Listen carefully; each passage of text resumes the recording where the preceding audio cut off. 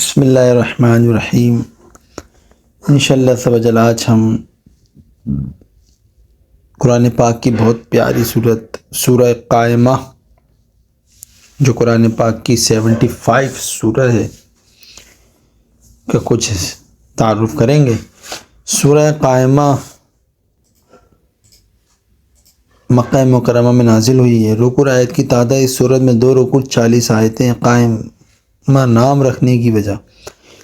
اس سورت کی پہلی آیت میں اللہ تعالیٰ نے قیامت کے دن کی قسم ارشاد فرمائی، اور اس مناسبت سے اسے سورہ قائمہ کہتے ہیں۔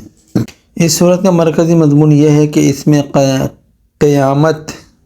قیامت قائم ہونے پر دلائل قائم کیے گئے ہیں، اور قیامت کا انکار کرنے والوں کے شبہات کا جواب دیا گیا ہے، اور اس صورت میں یہ مضامین بیان کیے گئے ہیں۔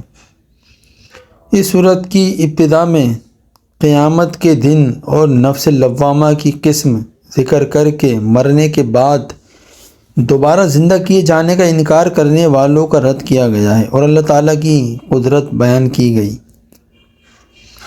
قیامت کے دن کی نشانیاں بیان کی گئی کہ اس دن کی ہولناکیاں دیکھ کر آنکھ دہشت اور حیرت زدہ ہو جائے گی، چاند تاریک ہو جائے گا اور سورج اور چاند کو ملا دیا جائے گا۔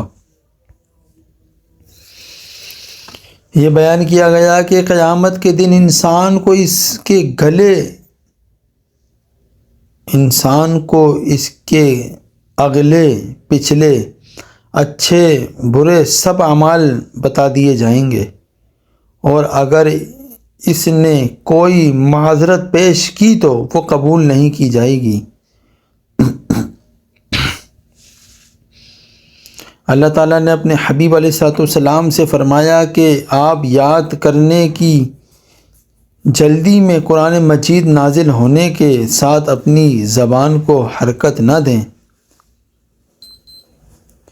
اسے جمع کرنا اور اسے پڑھنا اور اس کے معنی و احکام کو بیان کرنا ہمارا ذمہ ہے۔ نمبر 5، دنیا سے محبت رکھنے اور اسے آخرت پر ترجیح دینے کی مذمت بیان کی گئی، اور یہ بتایا گیا کہ قیامت کے دن لوگ 2 طرح کے ہوں گے۔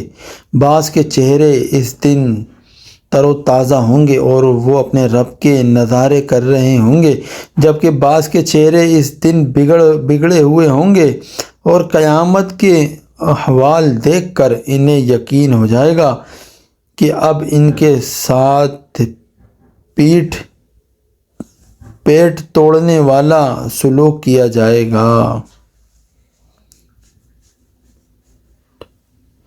نمبر 6، نزاع کی سختیاں ہولناکیاں بیان کی گئیں، اور یہ بتایا گیا کہ قیامت کے دن بندوں کو رب تعالیٰ کی طرف سے ہی چلنا ہوگا، اور وہی ان کے درمیان فیصلے فرمائے گا۔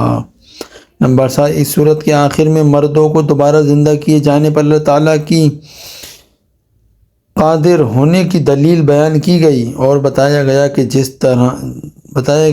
کہ جس نے پہلی بار پیدا کر دیا تو وہ دوبارہ بھی پیدا کر سکتا ہے۔ اللہ تعالیٰ سے دعا ہے کہ ہمیں سورہ قائمہ پڑھنے کی اور اس کو سمجھنے کی توفیق عطا فرمائے۔ جزاک اللہ خیر۔